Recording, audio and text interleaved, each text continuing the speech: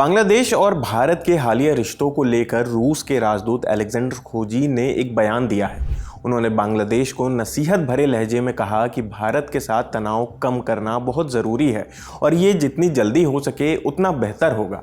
बांग्लादेश में रूस के एम्बेसडर अलेक्जेंडर खोजीन ने कहा कि अगर भारत बांग्लादेश के रिश्ते बेहतर होंगे तो पूरे इलाके में शांति और स्थिरता बनी रहेगी।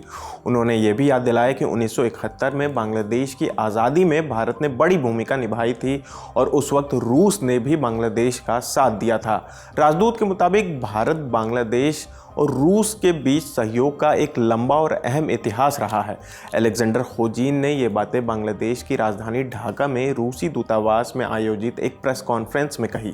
ढाका ट्रिब्यून के मुताबिक खोजीन ने जोर देकर कहा कि रूस भारत और बांग्लादेश के आपसी रिश्तों में दखल नहीं देना चाहता, लेकिन उसका मानना है कि तनाव को मौजूदा स्तर से आगे बढ़ने से रोका जाना चाहिए। उनके मुताबिक ऐसा करना समझदारी होगी। खोजीन ने कहा कि दोनों देशों के रिश्ते आपसी भरोसे और विश्वास पर टिके होने चाहिए। रूसी राजदूत ने कहा कि बांग्लादेश के चुनाव आयोग ने चुनाव की तारीखें घोषित कर दी हैं, ये अच्छी बात है। उन्होंने उम्मीद जताई है कि बांग्लादेश में चुनाव समय पर ही कराए जाएंगे। रूसी सुपरवाइजर को भेजने के सवाल पर उन्होंने कहा कि रूस चुनाव आयोग के संपर्क में है और अभी आधिकारिक बुलावे का इंतजार किया जा रहा है। इधर भारत में संसद की विदेश मामलों की अस्थायी समिति ने भी बांग्लादेश की स्थिति पर चिंता जताई है। समिति के अध्यक्ष कांग्रेस सांसद शशि थरूर हैं।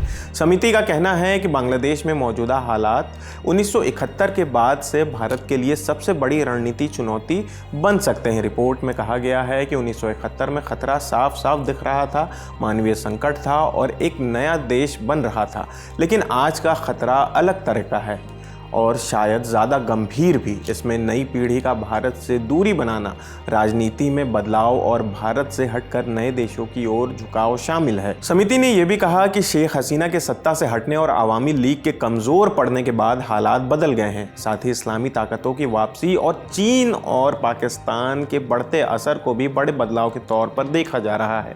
साथ ही 22 दिसंबर को यह भी खबर आई कि बांग्लादेश ने भारत के कई जगहों पर वीज़ा सेवाएं फिलहाल बंद कर दी हैं। पहले दिल्ली में मौजूद अपने उच्चायोग में वीज़ा का काम रोका गया और अब अगरतला और सिलीगुड़ी में भी वीज़ा से जुड़ी सेवाएं बंद कर दी गई हैं। बीबीसी बांग्ला के मुताबिक अगरतला में बांग्लादेश का वीज़ा और काउंसलर ऑफिस मंगलवार 23 दिसंबर से अनिश्चित समय के लिए बंद कर दिया गया है। वहीं सिलीगुड़ी की बात करें तो वहाँ वीज़ा आवेदन केंद्र का काम भी फिलहाल रोक दिया गया है। रिपोर्ट के मुताबिक बांग्लादेश में एक हिंदू युवक दीपू चंद्र दास की मौत के बाद अगरतला में पिछले कुछ दिनों से कुछ अस्थायी संगठन विरोध प्रदर्शन कर रहे हैं। इसके बाद हालात को देखते हुए ये कदम उठाए गए हैं। हालांकि कोलकाता में बांग्लादेश का वीज़ा कार्यालय अभी भी खुला है। ये बात बीबीसी ने सूत्रों के हवाले से लिखी है। इससे पहले बांग्लादेश ने दिल्ली में मौजूद उच्चायोग में भी वीज़ा सेवाएं अस्थायी रूप से बंद कर दी थी। वहां गेट पर एक नोटिस लगाया गया जिसमें कहा गया कि अगली सूचना तक वीज़ा से जुड़ा काम नहीं होगा। तो फिलहाल इस खबर में इतना ही। आपकी इस खबर पर क्या राय है हमें कमेंट करके ज़रूर बताएं। मेरा नाम आसिफ है, कैमरे के पीछे हमारे साथी राहुल है। देखते रहिए दी ललन टॉप। शुक्रिया। यहाँ कबूतर एक पंख से उड़ता है और दूसरे से अपनी इज्जत बचाता है।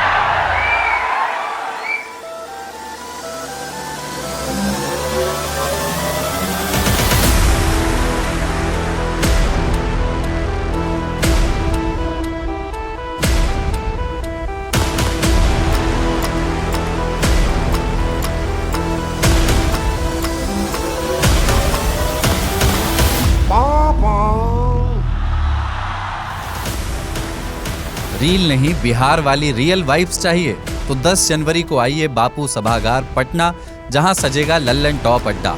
dilallantop.com खोलो, बैनर पर क्लिक करो और तुरंत करो रजिस्टर और पहुंच जाओ पटना के सबसे जबरदस्त अड्डे में।